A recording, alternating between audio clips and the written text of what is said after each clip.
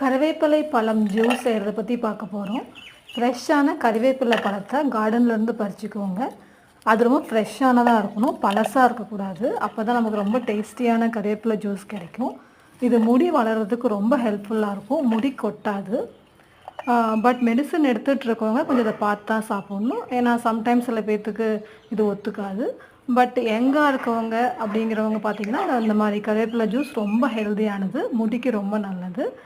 First இந்த கறிவேப்பிலை பழம், கறிவேப்பிலை, எலுமிச்சம்பழம்லாம் க்ளீன் பண்ணிக்கோங்க. ஃபுல்லாக க்ளீன் பண்ணணும்.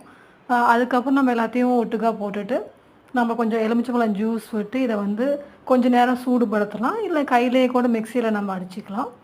அது பிங்க் கலரில் மாறிடும். ஏன்னா கறிவேப்பிலை ஆல்ரெடி கருப்பு கலர் கொடுக்கும். அதோட எலுமிச்சங்காய் பார்த்தீங்கன்னா ஒரு பிங்க் கலர் ஆட் பண்ணும்போது ஒரு பிங்க் கலர் கொடுக்கும். இதை நீங்கள் அப்படியே குடிக்கலாம். சுகர் இல்லை சால்ட் போட்டுக்க ரொம்ப ஹெல்த்தியாக இருக்கும்.